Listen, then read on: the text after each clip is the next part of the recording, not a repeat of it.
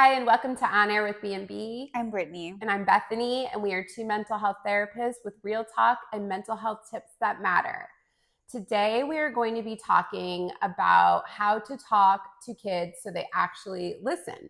Yeah. Right? Because this is not an easy feat. I think that, I just want to acknowledge it's exhausting, it's tiring, it's frustrating. Sometimes it's produces anger and yelling and our own adult tantrums when we have to, as parents or caregivers, teachers, coaches, whatever, say the same thing over and over, and we feel like kids, like, I know you heard me, because if I said, like, cookie, you would have turned and immediately asked for it. But now that I'm asking you to brush your teeth or put on your shoes or put your toys away or wash your hands or whatever the directive may be, it's like all of a sudden we can't hear, we're deaf. And I mean, my husband and I remember when my daughter was little, we actually laughed about this last night.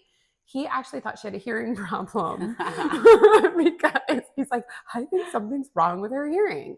And I was like, there's nothing wrong with her hearing. This is just children. Like, they are very focused on what they want to be focused on. And in order to divert that focus to things that they're not interested in, we have to change the way that we're verbalizing what we want them to do or what we want them to hear. So we're kind of like, we're reframing this as more of, an emotional developmental type, like meeting them where they're at emotionally and developmentally. I have a new client. She is 5, but she's a younger 5. And I was just thinking of how I'm going to get through to her. Like, this is our actual first week doing therapy. And I'm, I see teenagers most of the time. So this isn't usually an issue for me. But I was like kind of going back to like my, 10 years ago when I worked with younger kids a lot, and I had to remind myself, you know what, I'm probably going to have to like get down on her level. I'm probably going to have to make sure she's looking at me. I might need to say her name before giving a directive. Just trying to remember all these things that kind of go into getting her age group to hear what I'm saying, because each age group, there's different ways, but I haven't done 5-year-olds in a long time. Or even younger, like the toddlers, 2.5 to 3. Oh yeah, they're fun. I feel they're like busy. Yes, and so one of the things, it's kind of like, if we, with the toddlers especially, if we keep saying like their name over and over, well, whether that's like Billy or Susie, like whatever their name is, right? If we keep constantly saying that, they're just going to become like almost tone deaf to it. And there's a lot of research to actually support that. So as far as like, we could start with the toddlers, I think, and then work our way up like developmentally and like explaining what this can like look like. But for like the toddlers, just kind of always saying their name isn't always effective. However, what you can also promote as far as like spatial awareness, as well as in combination with the listening skills. One of my favorite things that I even do in sessions, like I kind of like talk out loud as if like I'm talking to myself, but out loud. And I'll just say, wow, like, I think I want a snack. I'm hungry. And like, whatever your child or your client, if you're like a clinician watching this, like, you'll know what their preferred motives are. You would have already had the intake and on file, like, of all of like logistical things as far as like what they're allowed to have and not allowed to have, and allergies, et cetera, et cetera. But for the toddlers, I think that's really important and really helpful, because it's like teaching them to be aware in like at any time, rather than, because they will be more prone to like listen to you. A lot of parents have this mindset, especially if you're like a first time parent, of like, I'm going to raise my voice. And as a parent, like when you raise your voice, typically you get a response. You do, but it's not necessarily a good response, and it doesn't pave the way for good communication in the future. Right. And you're teaching them that if you want someone's attention, this is how you have to Right. act. But unfortunately, yelling at a child is not actually getting them to listen. It's actually getting them to react or shut down. And parents know that, and we don't feel Right. good after anyways. Yeah. We feel like we're out of control. This isn't the type of parent I wanted to be. Right. I remember having those thoughts. Mm-hmm. It's just not effective. Right. But it's very, very frustrating repeating Yeah. yourself over and over and over. And I mean, maybe some of our viewers might disagree, but I think it's more frustrating when the children 5 and up, when I'm having to repeat myself with a directive, than with the toddlers. Because with the toddlers, I don't know, I feel like they get that, like, you're little pat, like, you're little, so it's like a pass. Yeah. Whereas with the older ones, I'm like, you know what I'm saying, like, you know what I'm asking you to do. We've went over, we have a chart, we have this, we have that. And so for me personally, I get even more frustrated with my daughter, who is 11, when I have to repeat myself than when she was 3. Right. No, there's definitely a difference, I think. But I also think, to that same point, it's important to set the expectations, like, when they are developmentally a toddler, because that's when their brains are sponges. And that's when the first habits or habitual routines, if you will, are actually cognitively and developmentally developed. Yeah. At that time. Like, that's the time when they're typically, like, specifically neurotypical populations, when they are learning how to communicate verbally. That is the time where, like, if you want to introduce, like, a second or third language, that's the time to do it. That's shockingly right. enough. No, that's definitely the time to do it, because other than that, they're probably not learning. not cemented anyways. It's hard. But I think I'm saying all of these things to say that, yes, a lot of parents, I'm glad you highlighted that, because a lot of parents do give grace, if you will, and have a lot more that's patience. the word I was thinking of. Yeah, for 2.5 to 3 to maybe 4-year-olds, but then 5, pushing 6. The grace starts to go out the window. Right. I can speak for that. Yeah. And so just reminding yourself, as a parent, we want to work smarter, not harder. I mean, all of the things that we do, even from infancy, like, I know we've talked about this, like, just privately, Bethany and I, like, sleep training starts at infancy, right? Like, if you wait until your kid is like 6 months, 9 months, 1 year old, like, it works. It's just harder. It takes longer. Yeah. So it's still a possibility, but just, like, planting these seeds now. But kind of circling back to communication, how to get, like, your children to listen. Yes, to toddlers, like, it's still important to hold them accountable, though, to a certain degree, where it is somewhat age appropriate, right?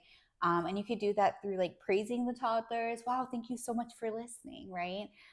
You don't have to, like, provide some sort of consequence just because your 2.5-year-old didn't listen the first time, right? But what you could do is the positive reinforcement, and reinforce just when your child does get to listen. I think this would be a good age to start the first then. So first, we put our shoes on, then, we get to go to the park, or we get to go outside, kind of thing. Yeah.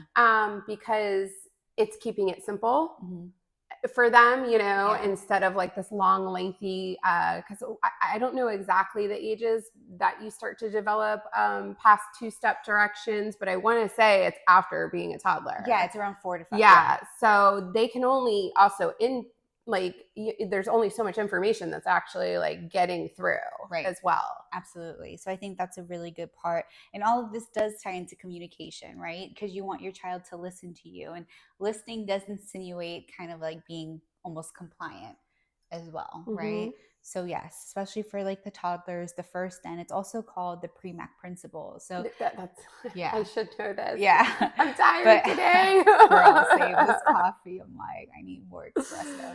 Yes, the first then is called the pre-MAC principle. It has an actual name. Yes. So I think it's really, really helpful, especially for, like, those toddlers, right? Now let's transition into, like, early elementary, right? Because early elementary, I would say, is very different from, like, the second half of elementary, closer to 5th grade. These kids are they are built different these days.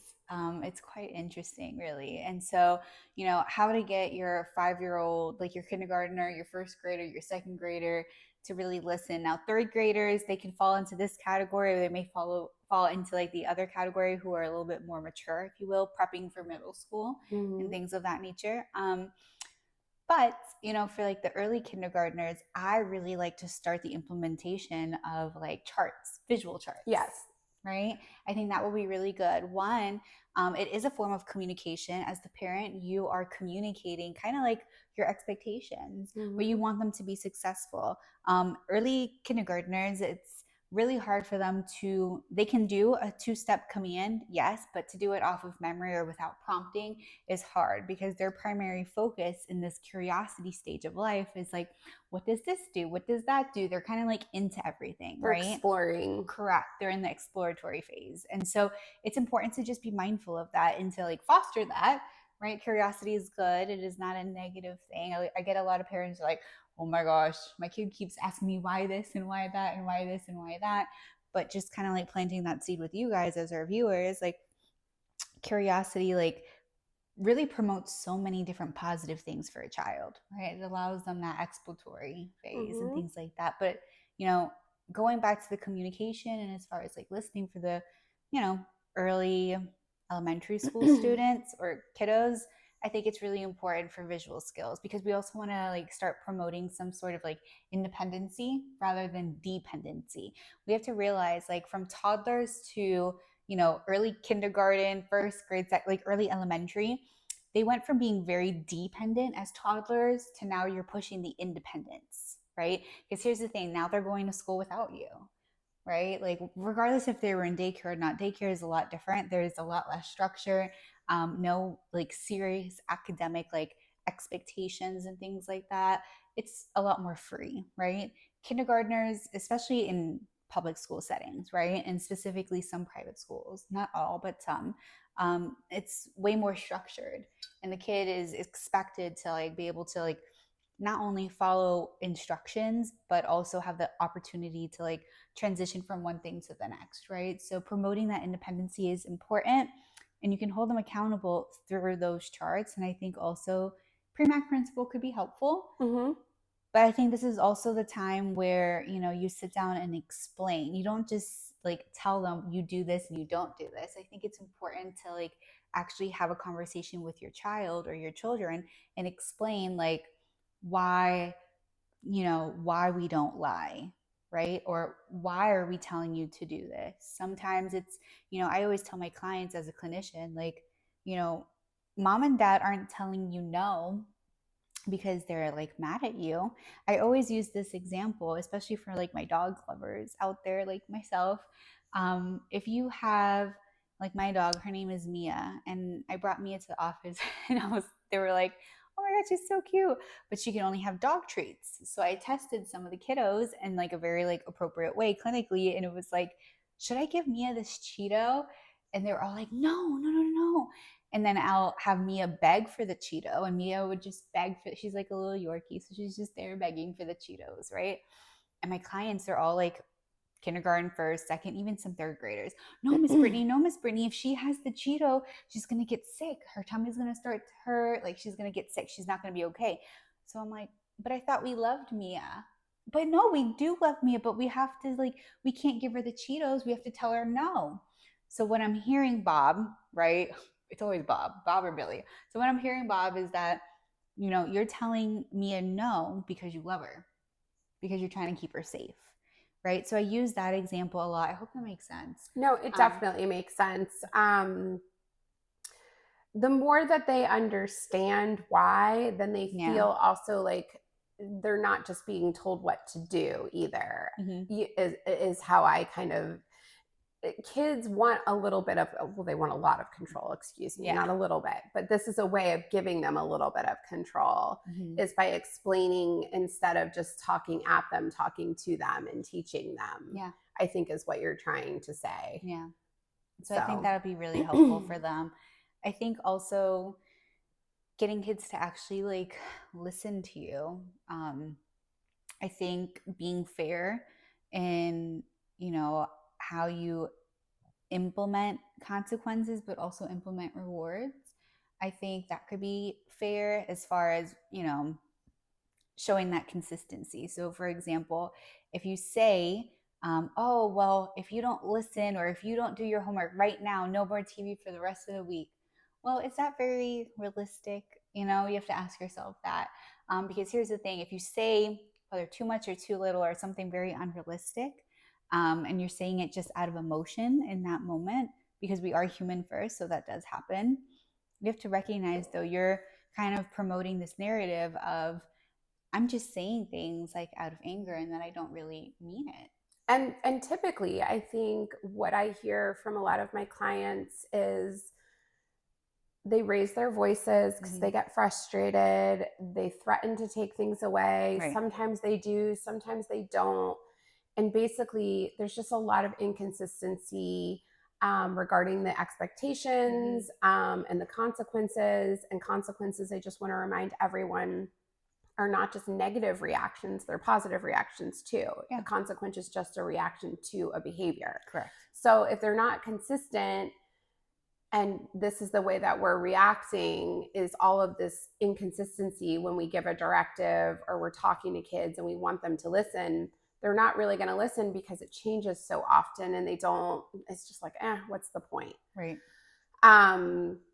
So I mean, we've talked at length about being consistent with reinforcers, whether they're positive or negative. But I think when you want a child to listen to you, trying to remain calm so that you can remain consistent is a really important factor that plays into this, because they're going to listen if they know, if I do this or if I don't do this, this is going to be the outcome every single time. They are going to be more honed in to what you're saying.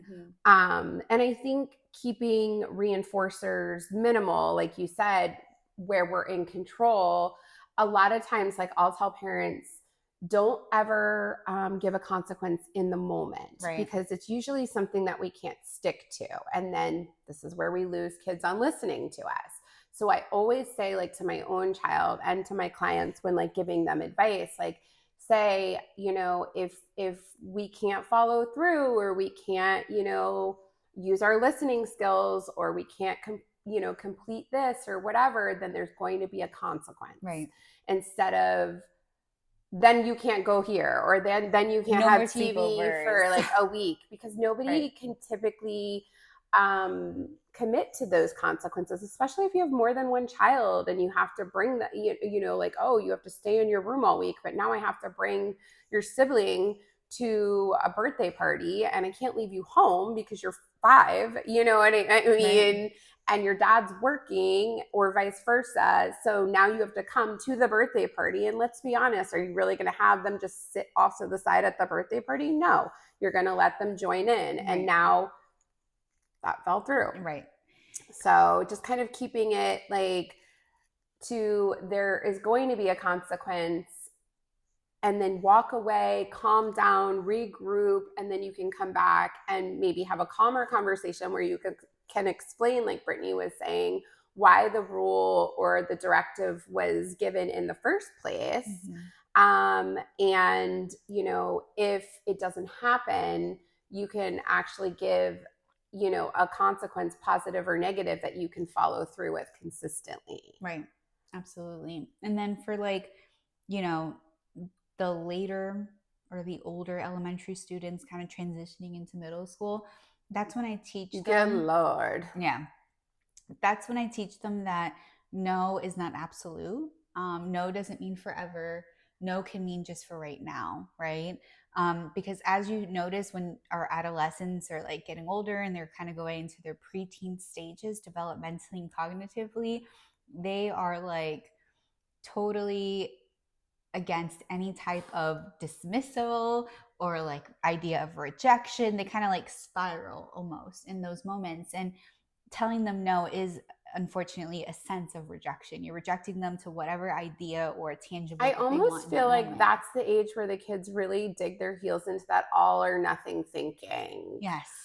For whatever reason, it's one like end of the pendulum to the The other. other. Like they're very dramatic, and it's either like really great or really terrible. Yeah. And that's where I really start working with kids about that gray area Yeah. and in between to get them to see, because they are, it's like you say you're taking their phone away, The world ends. they hear like, you're taking my phone away, you're stomping on it and throwing it into the river, and you're never getting it back. And I Not can just never talk to my friends ever and, again. yeah. You know, they go there very quickly.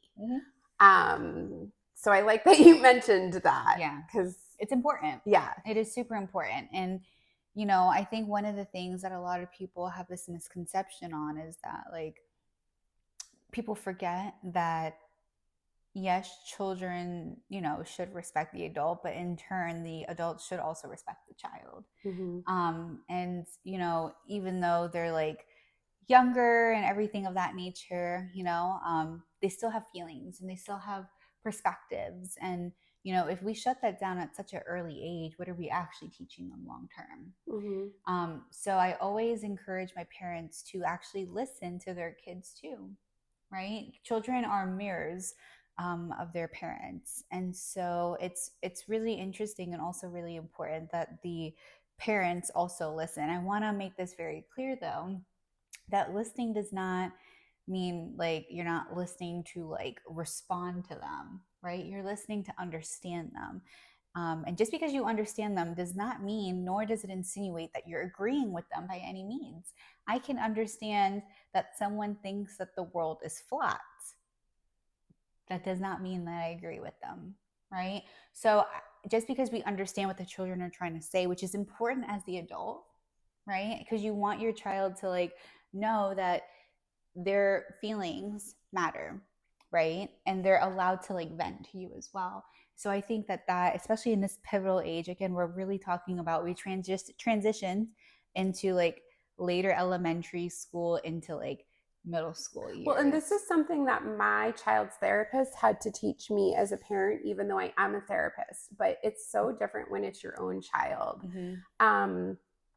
My child was having a lot of struggles regarding like friendships this past year, because she's entering that middle school age where, you know, they're all, let's just be honest, they're all batshit crazy. Yeah. And like one minute, like so much drama, they're nice to each other, and the next minute they're leaving them out. And, you know, my daughter is very sensitive and didn't really understand that concept. And she was coming home like every day. And, you know, it's, to me as the parent, it seemed like she was complaining. And I kept giving her advice, like on how to fix it or how to solve it or how to, you know, let it like roll off her back and maybe not care as much. And, you know, it's funny because my daughter's therapist had to say to me, like, she said, like, she doesn't even want to talk to you about it anymore because you're always trying to like give her a solution, and she just wants to vent. She just wants to be heard. And I give people the same exact advice, but then here I am, like, you know, not taking it like with my own child. And so then I was like, okay. And then I went and acknowledged that to her. Like, I went and talked to her and I said, hey, you know, your therapist told me, is that true? And she said, absolutely. And I said, I'm going to try to do better, you know, and I said, you let me know when you're telling me something happened that you perceived as like a negative experience, if you want me to help you fix it or if you just want me to listen. And she said, okay, I can do that. And that has been really helpful for us, because sometimes she does want me to give her advice. Right. But I told her, I need you to tell me, like, is this a time where you want my help, or is this a time where you just want me to listen? No, I love that. I kind of go off of like the 3 H's. Do you want to be helped, heard, or hugged? Right? Sometimes they just want to be hugged, which just means like they just want affection. They just want hugs. You know, they don't want to talk about it. They don't want advice. They don't want to create a solution. And sometimes they want more than one, but they didn't realize they want more than one. Like they might want a hug or to be heard. Right. And then they're like, hey, now that I feel better, can you help me? Like, you know, that has happened in my own home as well. Yeah. Because giving my child what she needed in the first place then opened the door for her to want more. Right. Absolutely. Because there was this understanding of trust. Mm-hmm. And I think while we're talking about trust looks very different. It's not just about like, you know, trust as far as like, oh, Bethany, like, I promise I'm gonna be at the office at like 9 a.m. and Bethany's gonna trust that I'm gonna be at the office by 9 a.m. You know, trust also means like through action and through words, like a combination of the two. And what does that mean? Like that I can trust my mom, or I can trust my dad, or I can trust my therapist, or I can trust my teacher, or I can trust my grandparent or my friend, right? With this information, because when I talk to them about it, like they give me what I kind of need and they respect that. Mm-hmm. Right. Because sometimes I'm sure whether it's as a friend or as a parent or even a teacher or even a therapist, like sometimes it's really challenging because we have our own motives as people first. Yeah. Right. And especially as like a parent, I can't even imagine if your child just wants to be like heard and you're over here as like a mom or a dad and it's like, gosh, like I have the best advice. Like if you just did this. If you just took it. Right. Like, are we really talking about this again? That's right. Honestly, that's how I feel. Right. Yeah. Like, no, it could be. Listen. I know what I'm talking about. I know. I'm old. Right. But sometimes, right, communication, sometimes with communication requires like two people and like we do have to respect what the other person wants to out of the conversation as well. And just because we have our own motives or own advice or like how we would handle the situation, we have to remind ourselves like it's not our journey too. And the more that we try to push our own narrative or push our own like wants or desires on our child or our children, you'll notice kind of like a distance. You'll notice kind of like that pushback or retaliation or anything of that nature, right? I think, you know, as I'm saying all of this, I want to transition now into like the teens. Yeah. Right. Which I think is more of a collaborative approach. Not that the earlier kiddos, like you're not collaborating with them at all. Like I said, all kids want to be in control. And so letting them feel like they're part of it is very helpful. Right. But obviously there's like so much more like that you give each like age range, right? Because like, of their developmental abilities, right? And even just like pushing like almost legal status. I mean, when I say teenagers, I'm referring to like the 14, 15, 16, 17-year-olds. Absolutely. And it's like they are way more independent, like transitioning. I mean, their classes essentially mimic or model kind of like what the college life is supposed to look like. Yeah, these days they're already talking about college and middle school. Middle school now. And so the things, I guess, that they're requiring for kids to really like think about is much different than it was 20 years ago. Right. It's much more complex.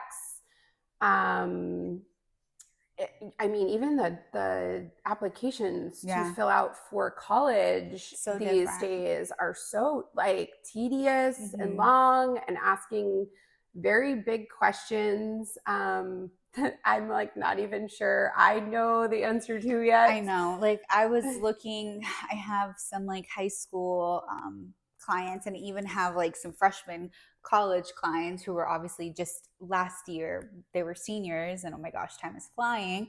But I'm saying all of this to say that like the application process, like people are probably like, how the hell does the applicate, what are they talking about, how is this relevant to like listening? But it is, because like all of these external factors create pressure. And it's like our like teenagers are like they're expected to kind of like deal with this pressure. They're and expected if you to think like adults and make adult decisions. And that's not, but they're not really adults yet. And then we're trying to say like, oh, hey, like we still are in charge of your phone, your keys to your car, your curfew. And then we're saying because you're a child, you're still a child, but then you have all of these expectations. Yeah. So this is where the listening comes in, because we want them to still listen to us because their brains aren't fully developed. And, you know, we're trying to keep them safe because they have more freedom.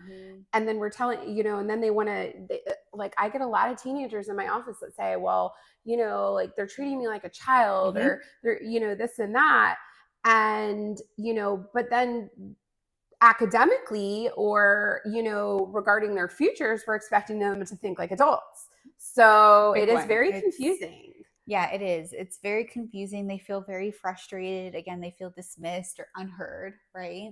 Or undervalued, if you will. They feel kind of like, I have all of the responsibilities of an adult, but like no privileges. And they feel like that's really unfair. And yes, that's where like the communication, the listening, the active communication is really, really important for Are the this lessons stage. that we want them to learn really sinking in? Right. And so that's also like when you're communicating and getting your children to actually listen to you, that's also kind of like inclusive of just you as a parent or a primary caretaker, like really, giving a little bit more freedom and trust. Right. Because, here's the thing, like they're not going to be 14, 15, 16, 17 forever. They are going to turn 18. And when they are an illegal adult, that's what you have to ask yourself, like, what kind of relationship do I want with my adult child at that time? Yeah, are they going to talk to me when they're away at college or just away living their life or whatnot? You can't force them at that point. You can't take away their keys. You can't ground them. You can't take their phone. And I guess unless they're still living in your basement. But right. If you have basement. Yeah. But I think that all of these things are really, really important. Right. And just really important like factors to remember.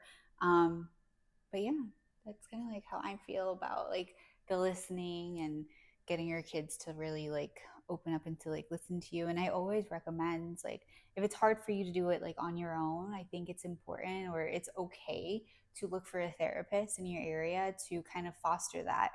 There are therapists who specialize in like family dynamics. Absolutely.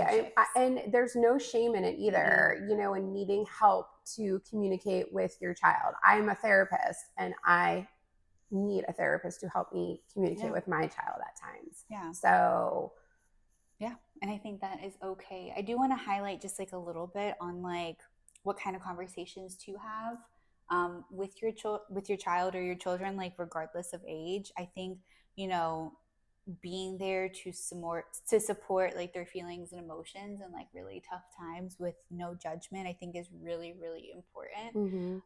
So if your kindergartner comes home and says that someone said that their shoes were really ugly on the bus and that really hurt their feelings, or if you have a senior in high school who did not get accepted into like her top university of choice, I think it's important that both scenarios from the parent's perspective does require the parent to like listen and validation. Correct.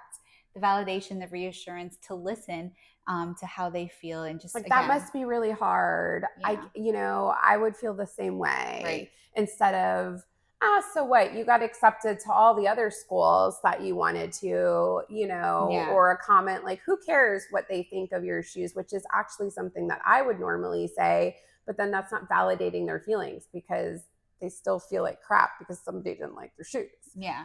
Remember, it is okay for your child, or really any person, let's just be honest here, like it's okay for any person to be upset by something without it negatively impacting them or like hyper fixated on the situation. Yeah. Like someone could be upset by a person or by a situation or by a thing or event, if you will, and still also just, not care.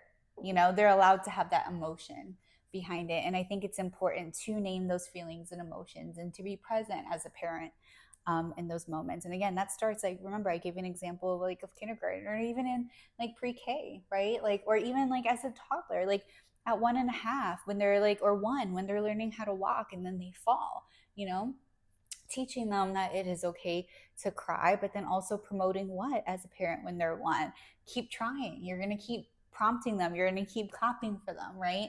So remember, this really does start at infancy all the way until forever.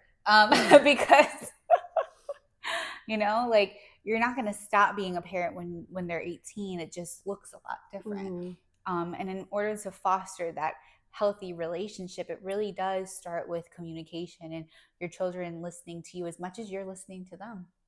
Yep, absolutely. Yeah.